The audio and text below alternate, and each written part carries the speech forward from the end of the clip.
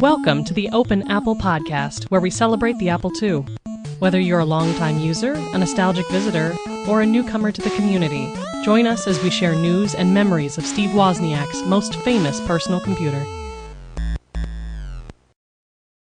Thank you, everybody, for tuning in to Open Apple. Last month, in our September episode, we had only one news item to discuss, and that was the resignation of Steve Jobs as CEO of Apple. Unfortunately, we're back this month with some sad news. Steve Jobs had resigned due to his health, and his health recently took a turn for the worse. And as has been making headlines throughout the world in the last 12 hours, Steve Jobs has passed away.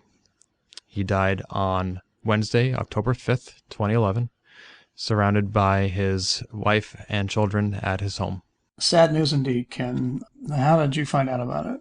I actually found out about it from you. I logged into Facebook and I saw your message that said RIP Steve Jobs. And then I saw about 50 other messages on Facebook, and then I popped into the A2 Central IRC channel just to have some company. How about yourself? I was actually driving home from work last night, and my wife called me and said, "Did you hear the news?" And I said no. And she proceeded to tell me that he had passed away. So it's been kind of a rough night, I think, probably for many people. Yeah, a lot of people in IRC said, "Oh, I saw this coming. I knew this was why he resigned." And as I said, I know that he resigned due to health issues, but I just didn't think that he was so close to his passing when he resigned. Yeah, I think maybe that's sort of the case where those closest to him probably knew that it was much worse than the rest of us were aware of. I've never had anyone close to me die of cancer, but I do know that sometimes the end can come very quickly. Yeah, it's strange because last month we were talking about how Steve was going to stay on as chairman of Apple, and we were debating whether or not he'd still be calling the shots, even with Tim Cook as his successor as CEO. We both seemed to assume that the influence Steve Jobs had at Apple would persist in a very real and physical way for some time to come. And as it turns out, his time as chairman was far too brief. So it would seem. Of course, if anyone can figure out how to communicate to the rest of us from the beyond, I'm sure Steve Jobs will not only figure out how to do it, but do it in an elegant and easy-to-use way. Well, Bill Corbett tweeted that every iPhone is a Steve Jobs Horcrux. Very nice. And in fact, this passing occurred the day after the debut of the iPhone 4S, and there's some theories that the S stands for Steve. Well, even if it doesn't, I like to think that maybe it does. On an MSNBC interview with Steve Wozniak, the other co-founder of Apple Incorporated, he was asked, how do you think Steve Jobs would react if he discovered that most people learned about his passing on a device that he created? And Woz said, well, Steve Jobs didn't smile much, especially in his later years, unlike when we were starting the company. But I think if he found that out, that would tickle him.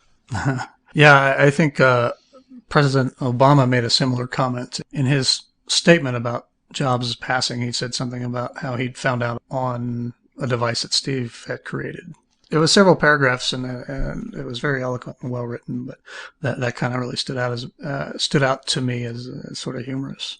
Yeah, President Obama's acknowledgement of Steve Jobs' passing has just been one of many that's been pouring across the internet on social media and on news sites and blogs everywhere. I mean, this is making headlines everywhere, especially at places you wouldn't really expect it. Like, you go to the official Facebook page for Star Trek, and they posted, "Thank you, Steve Jobs. Your impact helped us realize the 23rd century sooner than we thought possible."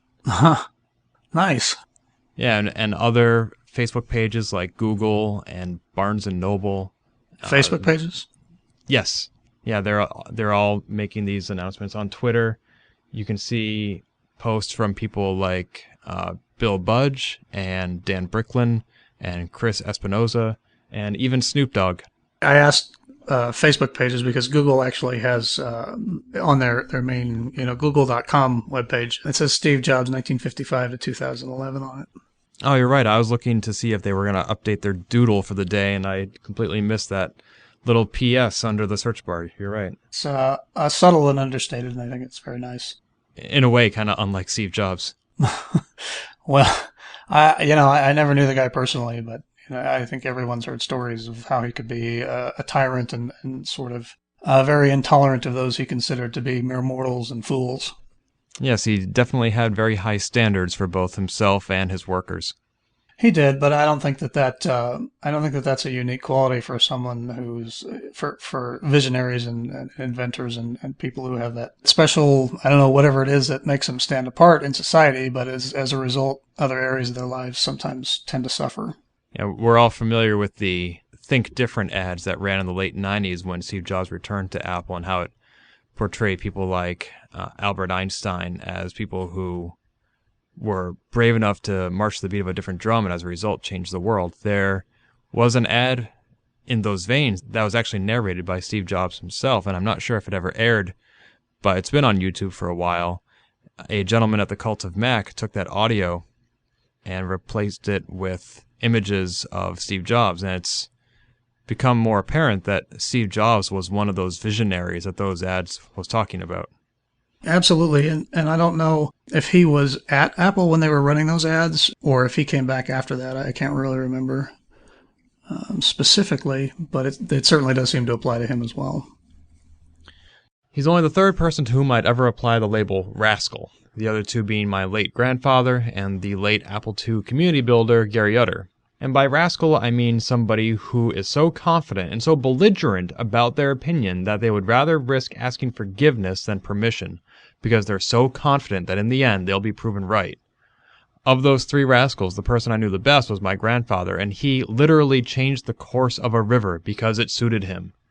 And that totally seems like something Steve Jobs would have done.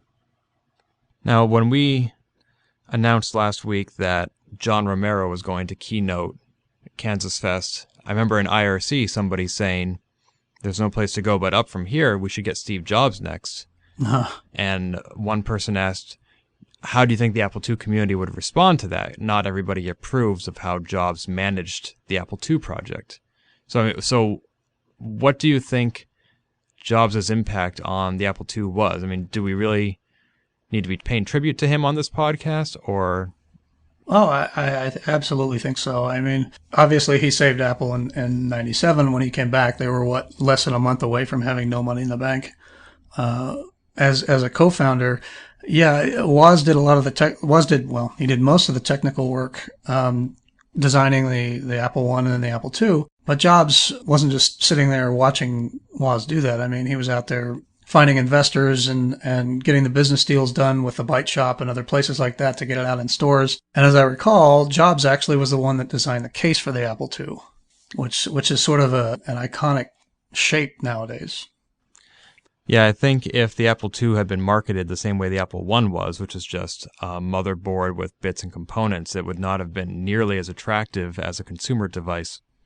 Right. Well, and was on a different MSNBC interview back on the 25th of August after Steve had resigned, had stated that there probably wouldn't have been an Apple computer if it had not been for Jobs, because all Woz wanted was a computer for himself that he could play with. It probably wouldn't have gone any further than that. Yeah, it was a unique synergy, and it really required both of them. Yeah, it's sort of interesting to have listened to Apple II users over the years kind of blame Jobs for the way that the Apple II was treated. For example, on Andy Hertzfeldt's folklore.org webpage, he describes how he was starting work on the DOS 4.0 project for the Apple II, and Steve Jobs came by and said, the Apple II is dead. Why don't you come work with me on the Macintosh? And that was the end of DOS 4.0. But really, the II wasn't killed until long after Steve Jobs had been fired. And I think he was spending most of his time concentrating on developing the Mac. I don't know, that he was doing anything malicious to try and end the Apple II program or anything like that. Of course, I wasn't there, so. Right, and Steve Jobs even said later that, although he didn't realize it at the time, being fired from Apple was one of the greatest moments of his life, because it freed him from the weight of carrying that company and allowed him to be a beginner again and see things fresh. It paved the way for one of the most creative periods of his life. And, of course, if he hadn't gone on to found Next and then to purchase Pixar, who knows what state Apple would have been in 15 years later. Yeah, absolutely. There's a quote, and I don't have it in front of me, but he talks about how he kind of hoped that, after he'd been fired, that he hoped that his sort of lifeline, or whatever you want to call it, would be interweaved with that of Apple throughout the years. And it turned out that it was. He came back and really turned it around. And it was interesting. So many corporations in America today, when they find themselves in financial trouble, the first thing they do is start firing people. And Jobs didn't do that. Instead, he said, well, let's take a look at what we're doing here and come up with some good products that people actually want to buy, instead of, just putting people out on the street. So, I mean, he may have been a jerk to some people on certain occasions, but that doesn't mean that he didn't care about the company or its employees. Well, I'm not sure he cared in the way that Woz did, since Woz actually shared his company stock with the employees who were deemed unworthy of having their own. Yeah, I think maybe Jobs' care, if you want to call it that, is probably more on a group level. Anyone who shared his vision was welcome to accompany him along that road. And if you didn't, well, then he didn't have a whole lot of use for you. Now, what do you think about criticism that Jobs was not a humanitarian or a philanthropist? For example, Bill Gates, he has the Bill and Melinda Gates Foundation. He works with Warren Buffett to donate money and assist in all these various humanitarian causes. You don't really hear that about Steve Jobs. Instead, what you hear about is Chinese factory workers committing suicide and Greenpeace lambasting the manufacturing process for the iPhone and the like. And Steve Jobs being a poor tipper and parking in handicapped spaces. Those are new to me. Yeah. I've heard from more than one source that he's received multiple parking tickets for that sort of thing. But if you look back to the 90s, Bill Gates wasn't always the nicest guy out there. I mean, he destroyed companies and went out of his way to make people's lives miserable when companies did business with people of whom he did not approve. And as I said, just because you're a great inventor and a visionary doesn't necessarily mean you're going to be the Mahatma or anything like that. I think he had his flaws, and I think we all do. I mean, even if he did not directly contribute to such causes, I think the products that he created were certainly used in ways that brought people together. Yeah, I would agree with that. Mm-hmm.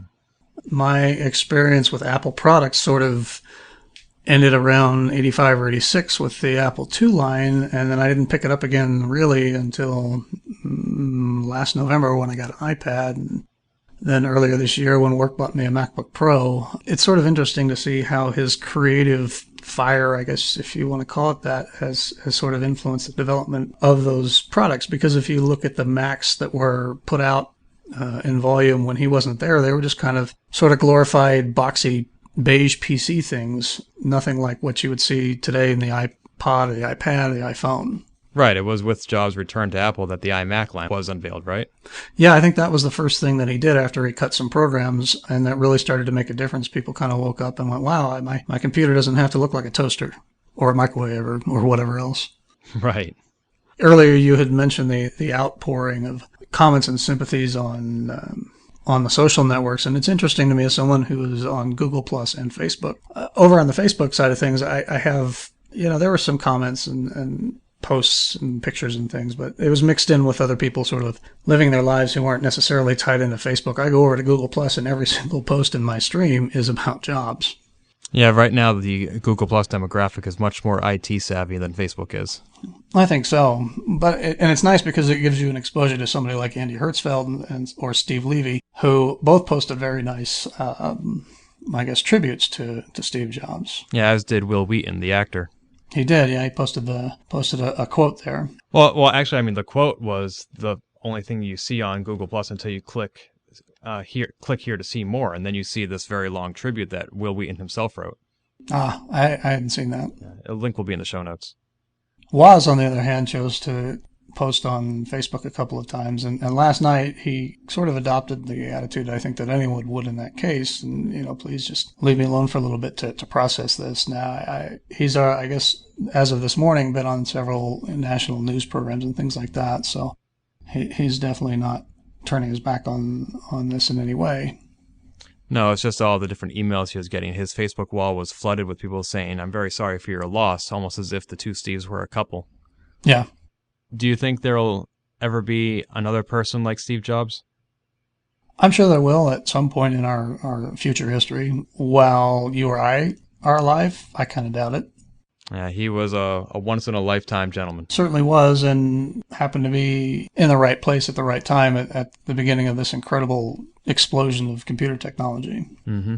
And it's certainly fair to say that, although he never did it alone, if it weren't for him, you and I wouldn't be here right now. Well, we would. We'd just be doing other things. Well, we wouldn't be here in the studio. Oh, well, that's true. Yeah. So with that, I tip my hat to Mr. Jobs. I'm sure that wherever he is now, he is plotting and scheming to reinvent that world with the next big thing. Yeah, and I can't believe that I'm never going to hear him say, and one more thing at the end of a speech. Well, who knows what surprises Apple has left in store for us. I'm sure that Jobs' influence will be felt for a long time to come. I certainly hope so. Well, thank you, Steve. Thank you for everything.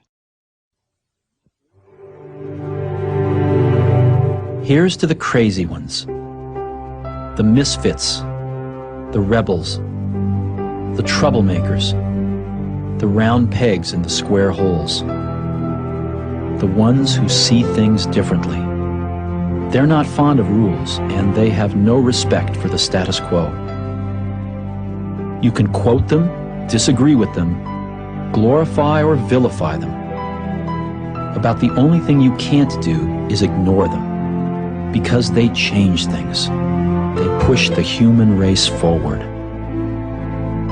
While some may see them as the crazy ones, we see genius. Because the people who are crazy enough to think they can change the world are the ones who do.